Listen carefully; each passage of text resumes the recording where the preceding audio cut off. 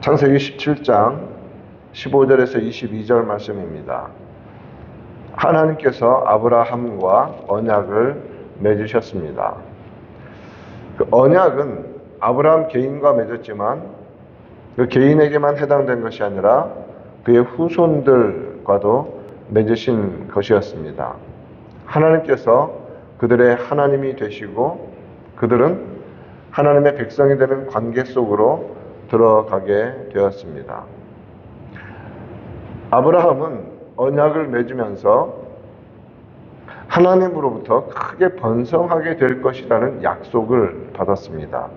이미 우리는 그 약속이 육적으로나 영적으로 다 이루어져 있음을 보고 있습니다. 그로하여금 여러 민족의 아버지가 되게 하겠다. 심히 번성하게 하리라는 축복을 약속해 주셨습니다. 그와 같은 축복을 받아 누리기 위해서는 아브라함과 그의 자손에게 명하신 것이 있었습니다. 조건이죠. 17장 우리가 15절부터 봤는데 1절을 보면 아브라함이 99세 때에 여호와께서 아브라함에게 나타나서 그에게 이르시되 나는 전능한 하나님이라 너는 내 앞에서 행하여 완전하라. 나는 누구이고 너는 어떤 존재가 되어야 하는가 라는 것을 언약을 시작하시면서 말씀을 하십니다. 내 앞에서 행하여 완전하라.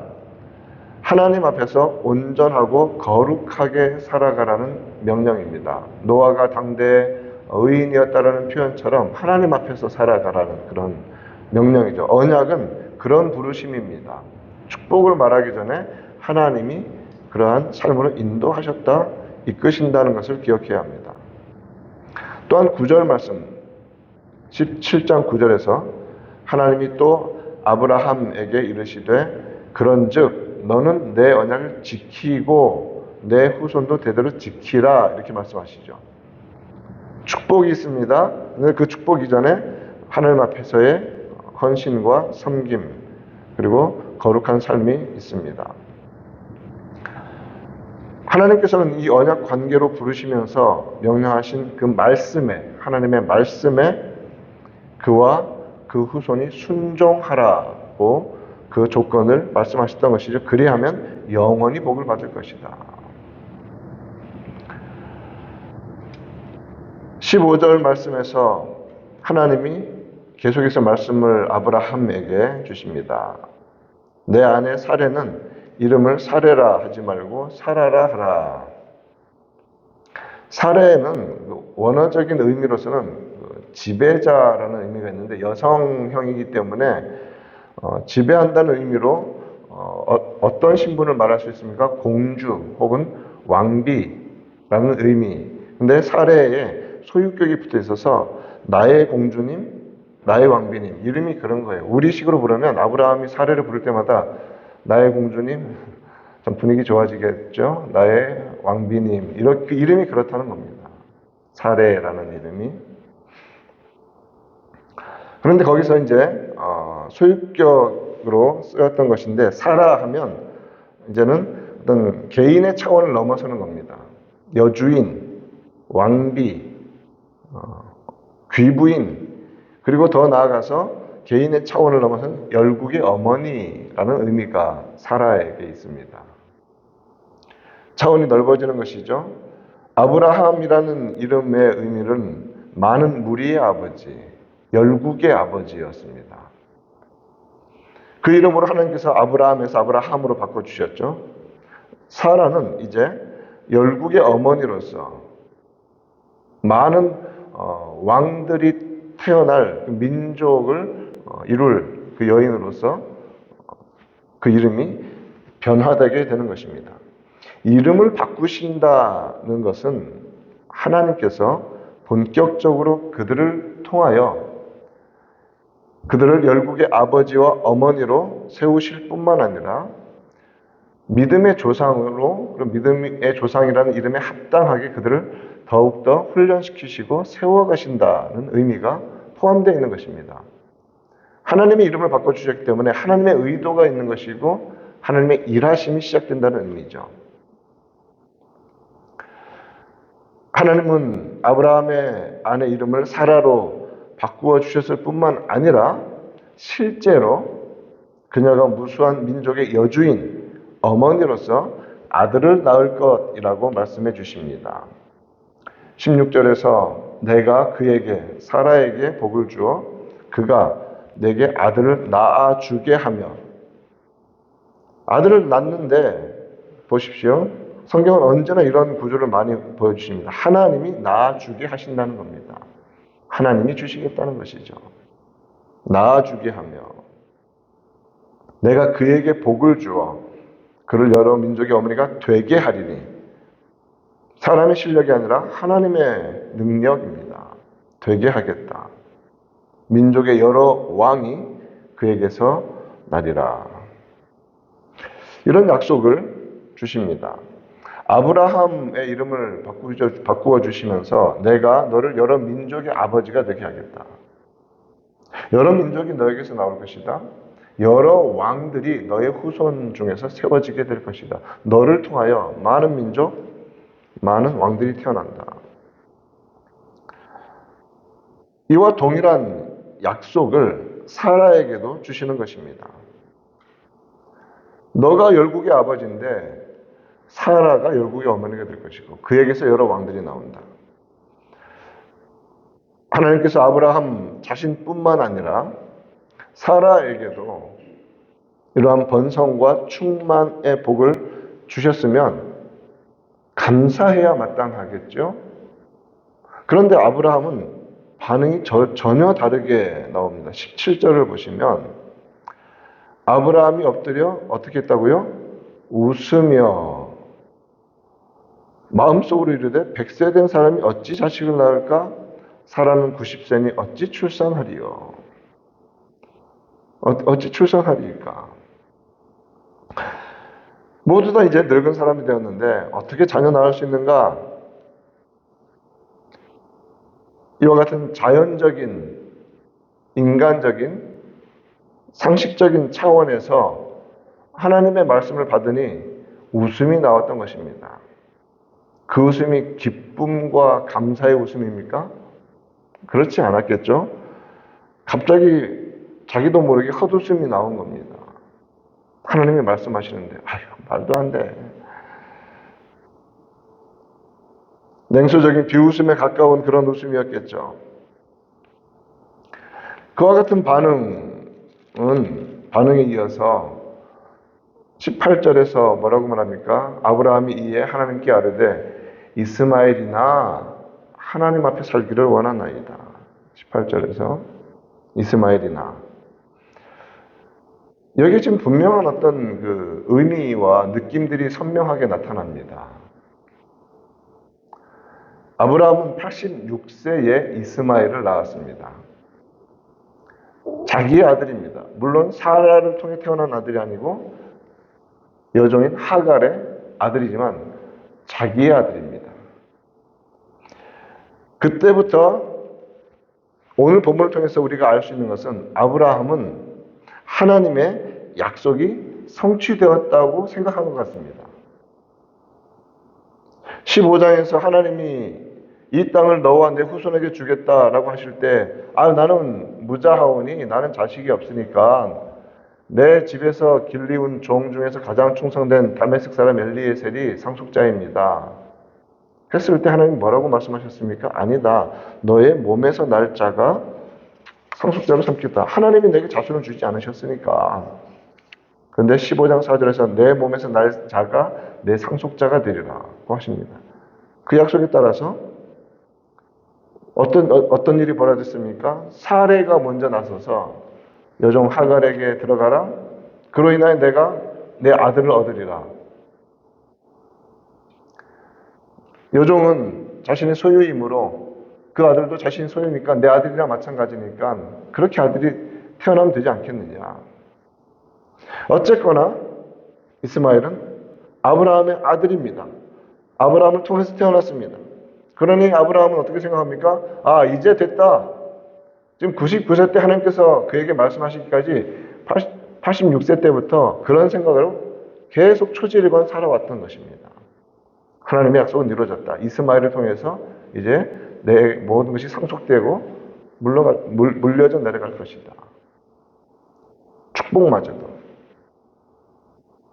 그렇게 믿고 있었다고, 성취되었다고 생각한 증거가 오늘 18절 말씀이죠. 이스마엘이나 하나님과 살기로 합니다. 내 아들 아닙니까?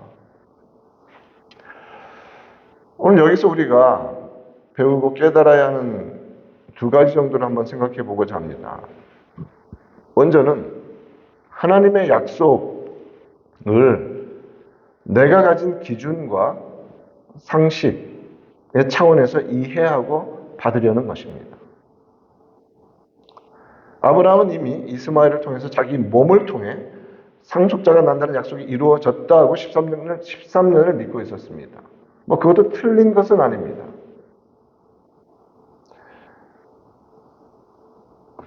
이러한 모습은 믿는 자들이 항상 기억하고 조심해야 하는 태도 중에 하나입니다. 무슨 말씀이냐면 말씀대로 하나님을 알아야 한다는 것이죠. 말씀대로. 이사야 55장 8절과 9절을 다시 한번 생각해 보면 이는 내 생각이 너희의 생각과 다르며 내 길은 너희의 길과 다름이니라. 여호와의 말씀이니라. 이는 하늘이 땅보다 높음 같이 내 길은 너희의 길보다 높으며 내 생각은 너희의 생각보다 높음이니라. 우리가 예상하고 기대하는 대로 믿는 차원에 머물러 있기를 원치 아니하시는 거죠. 그것을 넘어서서 하나님께서 지금 13년 동안 아브라함이 가지고 있던 생각을 완전히 고쳐주신다. 고쳐주실 뿐만 아니라 전혀 새로운 삶으로 이끌어가고 계십니다.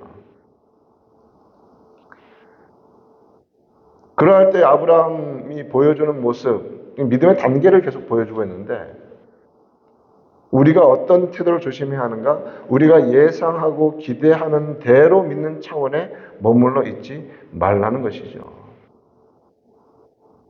하나님께서 분명하게 그의 때에 나타내시는 더 높고 크고 완전하신 뜻을 따라가야 한다는 것입니다.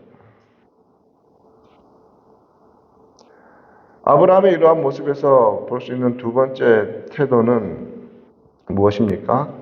하나님의 능력에 대한 우리 차원에서의 이해입니다.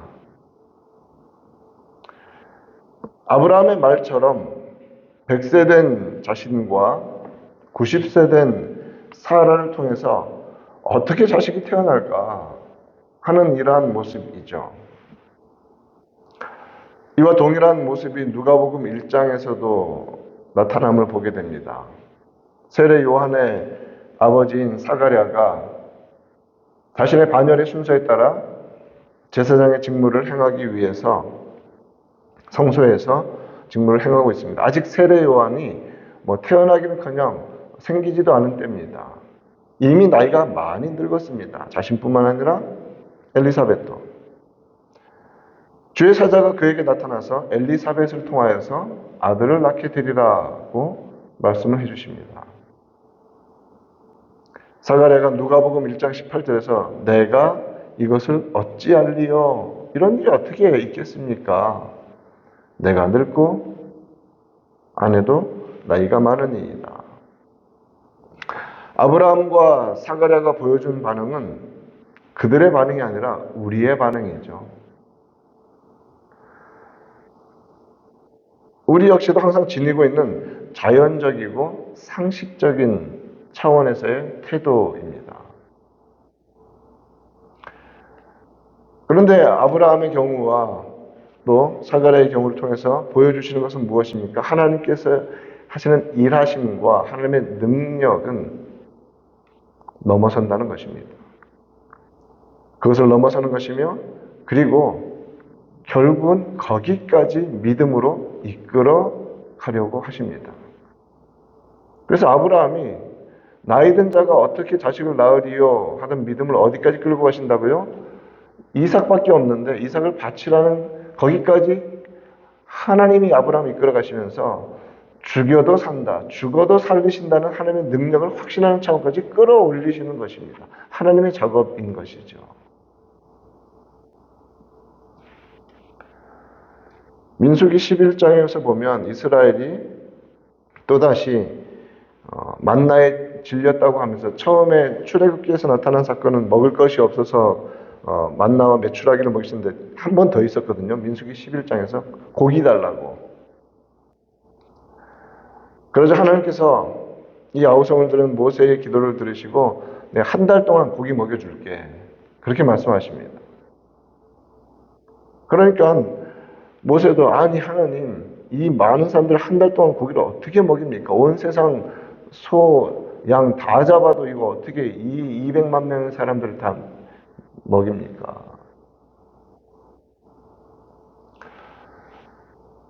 반문한 것이죠. 이들의 어떤 아브라함, 사가랴, 모세 이러한 모습들이 언제나 우리의 모습입니다. 민수기 11장 23절에서 하나님께서 이렇게 대답을 하시죠. 여호와의 손이 짧으냐? 여호와의 손이 짧으냐? 내가 이제 내 말이 너에게 응하는 여부를 보리라. 그 하시면서 정말 그 사방에 있는 온 메추라기들을 바람으로 다 데려다가 진 사방에다가 다 떨어뜨리십니다. 어떻게 되냐면 진영, 사방, 동서남북, 사방 하루길, 하루를 걸어서 가야 하는 길까지 메추라기가 2규빗이 쌓였다고 합니다. 한 규빗은 성인 남자의 팔꿈치, 손가락 끝에서 팔꿈치까지인데 한 45.5cm 정도? 한 90cm, 한 1m가량의 메추라기가 여러분 진 사방, 사람이 하루 정도 걸어가야 할 길을 동안 쌓여있다고 한번 생각해 보십시오.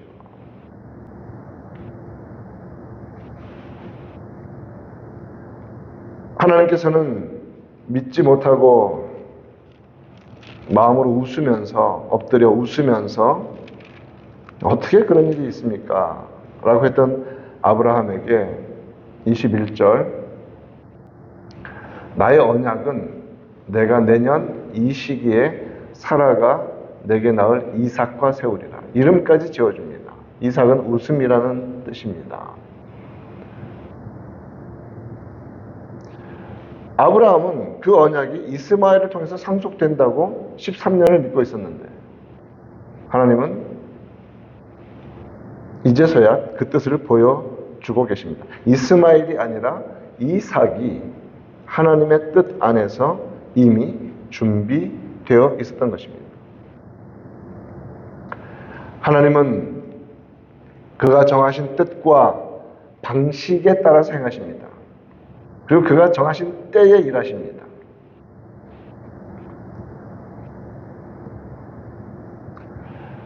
그러므로 우리 모두 오늘 이러한 말씀들, 여러 성경의 사례들을 통해서 보여주시는 것, 그러한 모습에서 우리의 모습을 돌아보고 여호와의 능력을 온전히 의지하며 담대하게 하나님의 말씀대로 순종하는 믿음으로 행하는 우리 모두 되기를 우리 구주 예수님의 이름으로 축원드립니다.